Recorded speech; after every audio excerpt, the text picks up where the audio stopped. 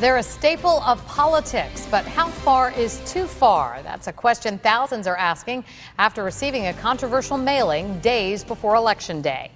Good evening, I'm Kelly Dunn. And I'm Michael Williams. The group behind the mailing says it sent it out to get more people to vote. Some voters say it simply is an invasion of privacy. News Channel 5's Alex Sands begins our coverage of Democracy 2012 with a story you'll see only on 5. Alex?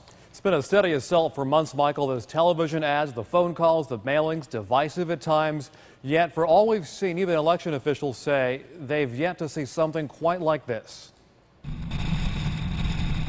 In neighborhoods across 19 states and in Florida, the mailing was met with surprise.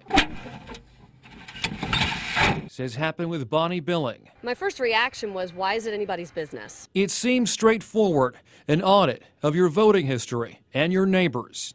It was just completely inaccurate. I voted in every election period thus far.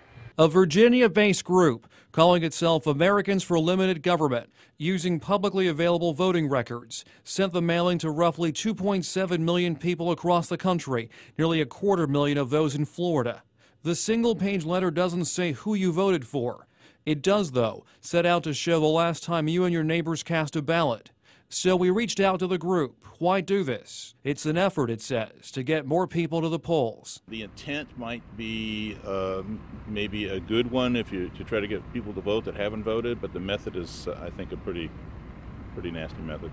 It's an invasion of privacy. Across the country, as Bonnie Billing did, voters have raised worries that their voting history's wrong. It is in some cases, something the group blames on a contractor's mistake.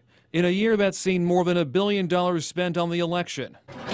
It's the latest Get Out the Vote effort, surrounded by controversy. If I were to walk up to a neighbor who happens to be on that list and they were to, and say, oh, well, you need to vote. You didn't vote the previous two times.